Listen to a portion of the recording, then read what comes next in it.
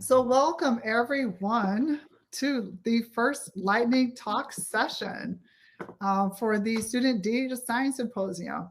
We're in for a real treat this afternoon. Everybody will be giving 5-minute talks on their data science work. So next slide. So speakers, when you want to go to the next slide, all you have to do is say next slide. So our first speaker is Shai Waldrip, who's a student at Morehouse School of Medicine, and she's going to talk to us about the Art Academy workshop. Shai? Hi, everyone. Thank you, Dr. Washington, for that wonderful introduction. So let's jump right in. So what is R? So R is a free language and software environment for statistical computing and graphics. So what can R do for you? So R can clean your data, analyze your data, and even graph your data. So this programming language was first developed in 1991 by Ross E. Haka and Robert Gentleman, and it got its first official public release in 1995. Now, R has been widely used in different areas of data science in various fields and companies such as finance, banking, healthcare, medicine, science, especially in biology and the biomedical sciences, Google, Microsoft, IBM, and even a lot of the companies that are here today.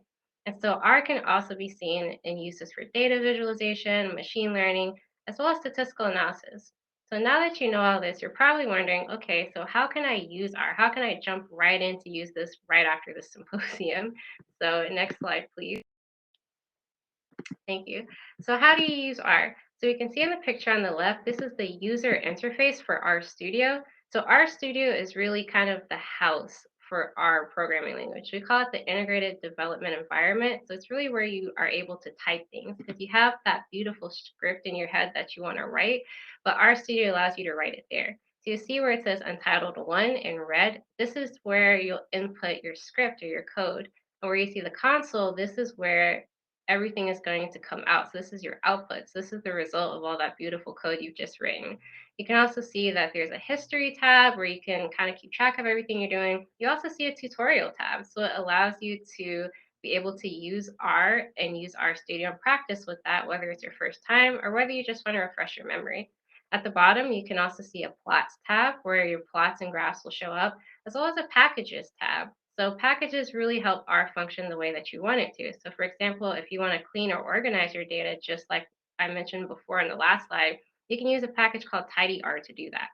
So in the picture to the right, we also learned how to assign variables in this workshop. So you see that I assigned x to be 2, y to be 5, z to be 8, as well as x, y, z to concatenate using that c function to be joined together 2, 5, and 8. So if I type X and I press either Control and Enter or that Run button that I've highlighted in the purple box, it'll give me that output in the console that I mentioned before. So you can see in that bottom tab, X is 2. When I type in X and press Run, it comes out to be 2 like I've assigned it to be. Y comes out to be 5. Z comes out to be 8. And X, Y, Z comes out to concatenate and join as 2, 5, 8, just as I wanted it to do. So next slide, please. So there are also different data types and structures in R that are important. So what are those different types? So for types, there's numeric structures, which contain numbers. There's character data, which contain characters, for example, letters, words, or symbols. Logical data types contain Boolean values, which is basically true or false. And then complex data types, which contain an imaginary component. So x equals 4 plus 3, and that nice italicized y that we learned in high school. For the structures, we have vectors, which is the simplest type of data structure in R, and it's a collection of things. So for example, like a collection of numbers that can either be in rows or columns. Matrices, so a matrix is a data structure that's a collection of elements in the same data type that's arranged in a 2D layout, basically like characters or numbers. And these are typically made up of both rows and columns. So you can think about it as being made up of multiple different vectors. An array is a multidimensional data structure that can store data in more than 2 dimensions as opposed to matrix. A list can contain different element types, for example, numbers, strings, vectors, etc. And a data frame is the most common way of storing data in RStudio because it's used for storing data tables. Next slide, please. So for example, we also learned how to use or make plots and graphs. So for example, I wanted to mention ggplot, which is grammar of graphics plot, which helps you to make different graphs and plots. So for example, if I use ggplot plus geom bar, for example, it'll make a nice bar graph for me. Geom histogram will make a nice histogram for you. Geom line will make a nice line graph for you. Then box plot will make a nice box plot for you. Next slide, please. So lastly, for review for everything we've learned, as a summary, we learned how to use R, the programming language in our studio, that IDE, how to assign variables, the different data types and structures, how to make plots and graphs. And so what's the significance of all that? Why are you here listening to this today, or why should you listen? So R is used in numerous fields such as math, biology, and healthcare that will advance in, or aid in the advancement of society. For example, the usage of R to make heat maps that can look at gene expression could help in elucidating complex diseases such as cancer. Thank you. Thank you so much, very much. It's very informative, Shai. Our next speaker is Jazmyne Bullock, who's a student who went to Spelman College, and she participated in Morehouse School of Medicine Bridges to Health Informatics with Dr. Angelita Howard. She's going to talk about a health informatics business development model, analyzing the miscommunication in patient-provider. Jazmyne? Good afternoon. Like before, my name is Jazmyne Bullock. I am a senior comparative women's studies major from Spelman College, and I'll be presenting on the Bridging the Communication Gap, a health informatics business development analyzing the miscommunication in patient-provider relationships. Now that seems like a mouthful, but basically over the summer, I did a health informatics summer program where they challenged us to develop a business model of something that we were interested in the healthcare system. My team, consisting of Zoe Andrews, Dakota Carr, Justice Prakash, and Aisha Brown, decided to focus on the miscommunication in patient-provider relationships. Next slide, please. So, a problem worth fixing. What did we want to solve? We wanted to focus specifically on malpractice lawsuits. So, a study done by CRICO Strategies, which was a risk management facility, investigated 23,000 malpractice lawsuits. 7,000 out of those 23,000 were due to communication failures. That's billions of dollars in malpractice costs and preventable deaths. My team decided that the problem was the miscommunication between the patient and the provider. And this can pose a really big problem, especially for high risk. Next slide, please. So what did we do? We went out there. We talked to the patient, the provider. We asked, what are you satisfied with? What are you dissatisfied with your before care and after care? We talked to the providers and asked, so what would you change about your occupation? How would you maintain a good relationship with your patient? The key takeaways? We found that patients felt they didn't know how to advocate to their physician. They didn't know how to easily access them either. And this can be a huge problem, especially when you're trying to build trust with the patient and the provider. You want to make sure that everyone's accessible and that you can actually speak to them without feeling nervous or that you're not being listened to. And of course, finally, we had the providers who felt they needed more patient feedback. They want to understand what they were doing wrong and what they were doing right to better ensure that they had a better connection. Next slide, please. So my team, we went and talked about a prototype application. So some of the goals was to have a faster and more direct communication with a case management facilitation and access to medical advocates. We were really excited about the case management. This was basically an AI system that would match the case manager to a patient. And they would make sure that it would be a faster communication faster and direct communication with the provider. And of course, the medical advocate, having someone who was on the application that they can directly talk to, who will make them feel comfortable with talking to the physician. And to the right, we also have the different things that would be on the app, which would be the augmented case management. Of course, how to contact the advocate community, and maybe even appointment alarms. So it would be a faster, more efficient connection with the appointments. And also an easy access interface, something that is easy for people who may not be as tech savvy to even understand. And of course, finally, the feedback system, something where patients and providers can connect and patients can let the provider know. And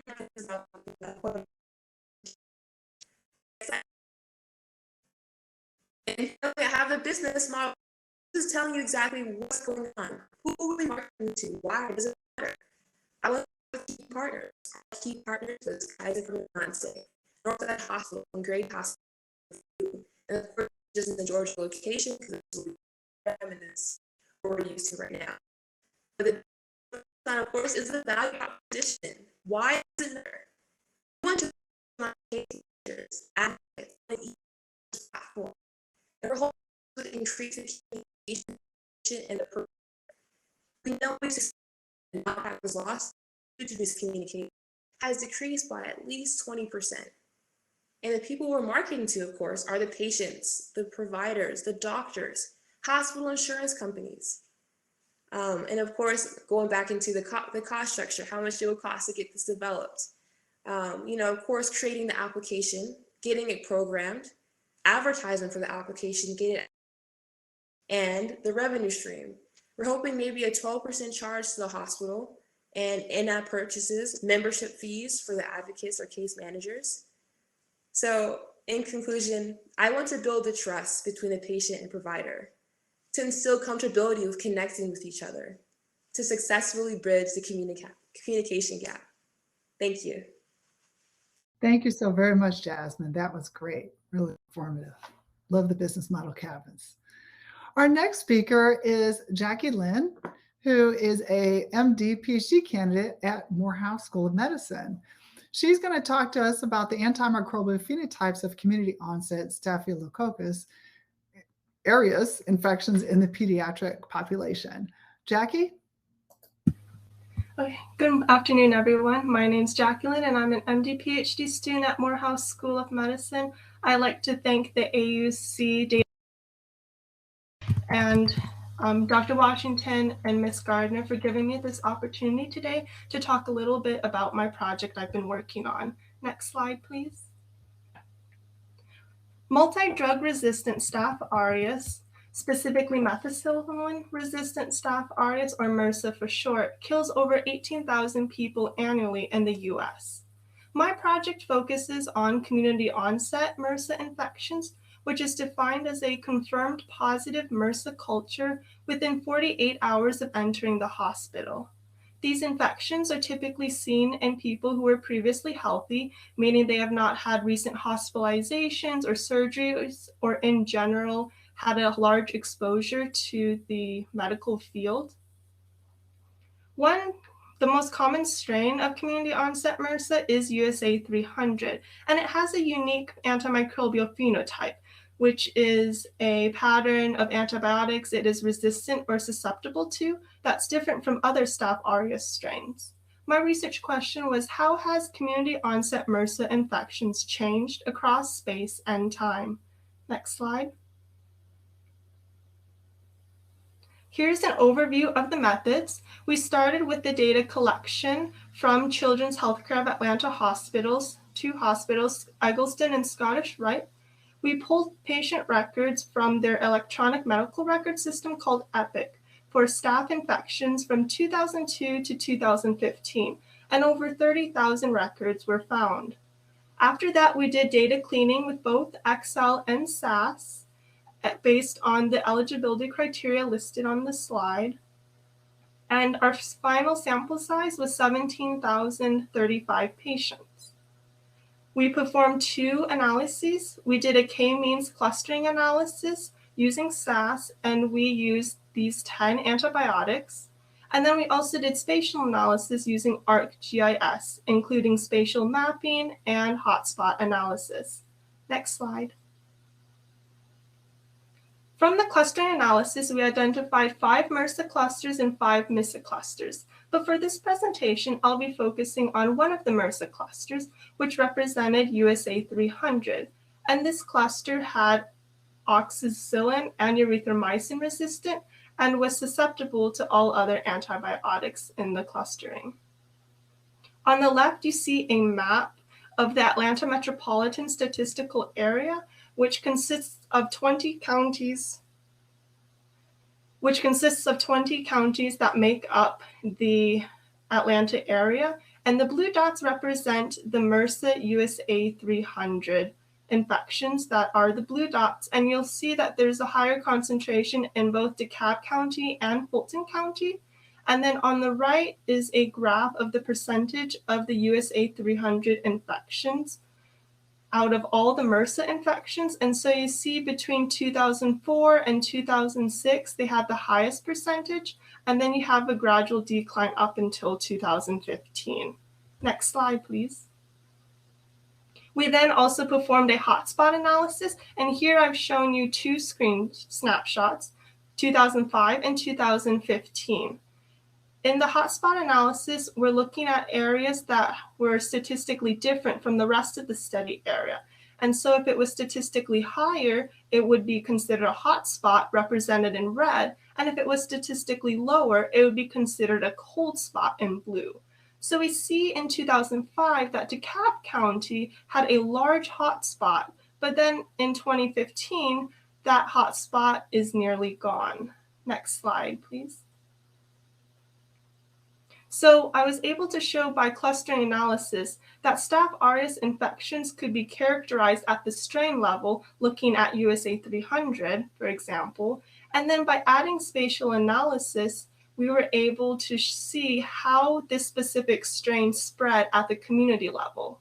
The next steps for this project is to look at place-based factors to see how they contribute to the distribution of these clusters at the neighborhood level. We also would like to extend the time frame to the present time to see whether this trend continues or if it changes. Ultimately, the goal is to improve prevention and treatment of Staph aureus infections. And also, I hope to have been able to show you the potential that spatial analysis and spatial statistical methods can be used not only for Staph aureus research, but also for other projects, other topics, and research fields as well. Next slide. I'd like to thank my research mentor, Dr. Immergluck, as well as my dissertation committee members and everyone else who's worked on this project, as well as our funding support. Thank you so very much. That was great. Looks like you're getting some great insights there. Our next speaker is Jazmyne Johnson, who's a student at Clark Atlanta University, and she's going to be talking about pivoting during a pandemic, designing a virtual summer camp to increase confidence of Black and Latina girls. Jazmyne?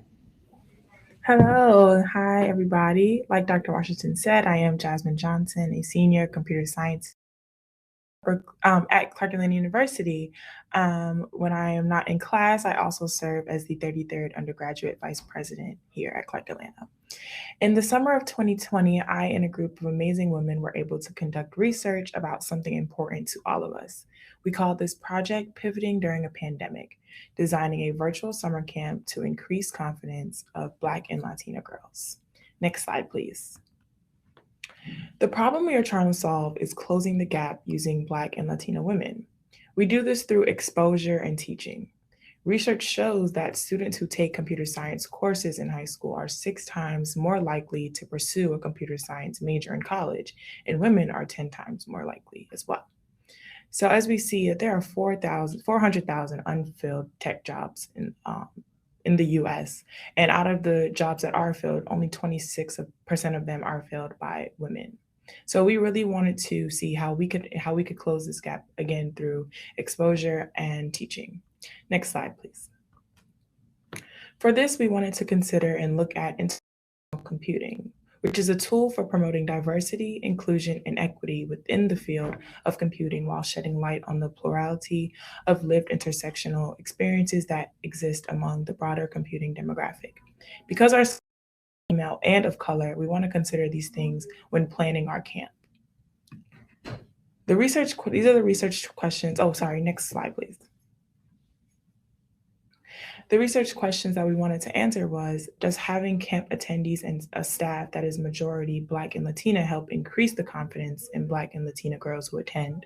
And also, given the need to pivot to an online delivery in response to the COVID-19 pandemic, can the inclusion of representation through a virtual summer camp increase the confidence in Black and Latina girls? Next slide, please. We tried to answer these questions through Intech Camp for Girls, a 501c3 nonprofit organization whose mission is to inform, inspire, and innovate girls in the technology industry. The camp had a total of 116 scholars, 84% of whom were Black and 9% Hispanic, with 46 of them qualifying for free or reduced lunch. Out of the 18 staff members, 83% of them were Black and 6 of them were Hispanic. 16 of them were women. Next slide, please. These are the areas that we were able to reach. We were very excited to see that we were even able to access Canada and get scholars there as well. Next slide. We followed a quasi-experimental research design to really analyze a cause and effect relationship. We administered a pre and post survey to the virtual summer camp participants, adapting from an existing survey used by the National Center for Women in Information Technology. There were 22 items that aligned with 4 key concepts: computing confidence, social supports, intent to persist, and computing outcome expectations. Cronbach's alpha values for the internal consistency of the 4 composites were computed, and their values were 0.80, 0.77, 0.72, and 0.74 respectively. So all this means is that the scholars' answers were not that far different from each other. Everybody kind of, for the most part, felt the same with their answers. We used these scales to calculate composite scores for each composite using principal component analysis at pre and post camps time points to see if the observed differences in the composite scores were statistically significant. 4 paired samples t-tests were conducted. Student growth and pre and post time points were examined. This basically just meant that anybody who did not complete both surveys, their data was not considered. Those are the methods we used to clean up our data. With this, we ended up with 84 participants. Next slide, please. As a result of the test, we can see that there was a significance in computing confidence and computing outcome expectations, meaning by the end of the camp, scholars believed that they had the ability to pursue something in technology if they wanted to. They also believed that they would be successful in their careers if they chose to pursue a career in technology. Next slide, please. These are some of the projects that our scholars completed. We found this interesting because they weren't given a specific topic to do their projects on, and they still chose to do issues that were important to them, rather than making posters about their favorite foods or their favorite artist or celebrity. We used what we learned from camp to design and implement a similar program for high school girls called Intake Academy, while also improving the camp for the summer of 2021. And next slide. And thank you. Thank you so much, Jazmyne. Looked like y'all made some great impact there. Our next speaker is Banafsheh Nazari, who's at Morehouse School of Medicine. She's an MD student. She's going to talk to us about minorities' involvement in medical technology advancement. Banafsheh? Thank you for the introduction. Can you hear me? Yep, sure can. Thank you for joining us. Thank Dr. Washington, Ms. Davis, and Ms. Gartner for organizing this event. And also, I really appreciate that. Also, before I start, I have to say I'm at the hospital, so you might hear voices in the background. I apologize in advance. So today I'm here to talk to you about the impact of artificial intelligence on caring for underserved patients. When we talk about artificial intelligence, there are different ways of defining that. So, but I have a specific way of defining a system, which is, and from now on, I'm going to call artificial intelligence as AI. So what's going to be is they are going to be computer-based systems that are capable of doing complex tasks. These complex tasks require having capability to do analysis, problem solving, being able to remember the outcome and modify the outcome based on the result. Since the beginning of the AI development, people in healthcare were excited about possible application of AI system in medicine. And also one of the strongest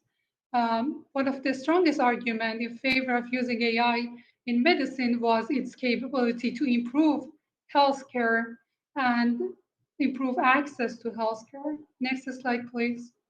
So here, see here I put the benefits of use, especially for caring for underserved patients. There are numerous, like if you go to literature, you can see much more, but I put the most important ones that is constantly reported, which is especially important for patients who live in remote areas. We can provide a larger patient population at a very low cost. Also, we can collect the data like pretty accurately, really quickly, and process them. And also, like majority of patients in vulnerable population, they suffer from chronic conditions. And with using AI, we can constantly monitor them, collect this data, and provide a platform based on that. We can predict the risk that they might have in the future. And also we can give them more reliable prognosis. It seems very promising, but unfortunately, there are some concerns. Next slide, please. So there are numerous reports on, since AI is a new technology and its application has been limited with comprehensive data on the potential concern, but numerous studies reported that one of the major issues that we would have with AIs are biases, such as gender, ethnic, and racial biases. Because when we want to design an AI system, we need to have a data bank. A data bank is used to train an AI system. And when we train them, they are going to provide us outcome for the next new data, right? So when we have a data bank that to a specific race or ethnic background, there's going to be like serious problems in the outcome prediction. And also, it can worsen, ironically, it can worsen economic inequities because imagine having more resources can help you to get more advanced technologies, like having more technology in the future would be having better care, and it's going to be a cycle that is going to have no end to it. And also, like AI system, they don't have any ethical standards. There are definitely systems like algorithms that follow a specific pattern or guidelines, but still there is no moral compass. So they only function based on what is the most efficient. And also they don't consider social variables. So have a huge impact on people in different communities. And most importantly, one of the things that makes it super difficult for us to know what exactly is going on in a AI system is its black box nature. We put the data in and we get the outcome. We don't know how the AI decides what is the best solution or what is the best condition. Makes it super difficult for us to surveil the whole process. So we have no power over that. And still, like, so we have, like, we can see both sides to this, like how using technology, especially AI systems, can change the future of medicine and can change the future of healthcare provided to underserved population. But the main question here is going to be, what should we do? Next slide, please. What do you think? Like, we have to take a moment and just weight which side of this scale would be more valuable to us, like which one of them is going to be more important. And also who are involved, like as like especially physicians of color, people who are involved firsthand in technology and medicine, I think they have to contribute, they have to take initiative and start to work on this before it's going to be too late. So I have some suggestions. Next slide, please. I have some suggestions. Unfortunately, this slide is not here, but my suggestion was we need to have more inclusive data banks. We can't just use a data bank that's based on like a specific racial or ethnic background to advance an AI system used for everybody. And then after developing that inclusive data bank, we have to evaluate and assess that in a diverse patient population. And based on the outcome that we get from the patients, we have to modify and optimize the AI system. And most importantly, we have to get involved, like especially physicians have to get involved themselves because it's going to be, we can't afford taking a back seat and wait to see what happens. And I hope at the end, I wanted to thank you everybody for their time and attention. It was a privilege to have this opportunity to talk to you guys. Thank you again. Thank you so much. Yeah, important issues in AI and health medicine. So thank you so much for your work on that. Our next presenter is Imani Maliti. She's a student at Clark-Atlanta University. She's going to talk to us today about Brenda's got a baby because she couldn't drive to Jackson, analyzing the need for additional abortion clinics in Mississippi. Imani? All right, wonderful. Can everyone hear me? I'm going to take that as a yes because I just realized everyone can't respond. But good afternoon, everyone. Okay, wonderful. Good afternoon, everyone. My name is Imani Oluwafumilayo Maliti. I am a graduating senior mathematics major at Clark-Atlanta. We'll be talking to you about my work. And just a heads up for any hip hop fans, the title is the first and last Tupac reference that I make in this talk. However, we will spend a lot of time talking about another backbone of American culture, reproductive justice. So just bear with me. Next slide. All right, so let's start in 1982, only 9 years after Roe versus Wade, which was the ruling that made abortions legal in the US. At the time, there were 13 operating abortion clinics in Mississippi. However, by 2006, there was a 92.3% reduction, and Jackson Women's Health Organization, located in Jackson, Mississippi, officially became the state's last operating abortion clinic. So as a result, a main restriction for Mississippians trying to access abortions became travel. Next slide. As we can see from this map that I made on ArcGIS Online, in 2014, Mississippians had to travel a median distance of 68.8 miles to reach their nearest abortion clinic, which was over 6 times more than the national median and only accounts for folks living inside that inner highlighted region. Additionally, 20% of Mississippians had to travel at least 8.8 times more than the national median at 94.92 miles, which only accounts for, once again, folks living in that outer highlighted region. However, we can see that there's a whole lot more of Mississippi that is uncovered. Next slide. Now, this was important to me because for the past 3 years, I've had the honor of working at a reproductive justice organization that provides supports to callers throughout the Southeast. And just within a few months of working there, I started to realize that there was a real problem with Mississippians and their access to healthcare. However, whenever I would do, what all the cool young folks are doing and read papers in my spare time on my research interest, I couldn't understand why little to no one was doing more work on this issue. So I decided to do my own work. And I set out to determine, one, is there a need for Mississippi to have more than one in-state clinic? And if so, where should future clinics be established to better aid Mississippians who have limited access to safe and legal in-state abortions? So to answer my question, I extracted variables that represented a lack of privilege that could possibly create a hindrance in accessing abortion care from the 3 data sets laid out there that I found on ArcGIS Living Atlas. And I then created my own maps in ArcGIS Online and ran Pearson correlation tests in RStudio to see if there were any visual and or statistically significant correlations between the different variables. Now, it was at this step that I recognized that out of all my maps, only one of the comparisons were statistically and visually correlated. But that's the thing about research, it's really all trial and error, but if you can get one thing to work, you can really run with it. So I ran with it. And following, I used the Create Drive Times tool in ArcGIS to help me determine where future clinics should be established. Next slide. So here are my results.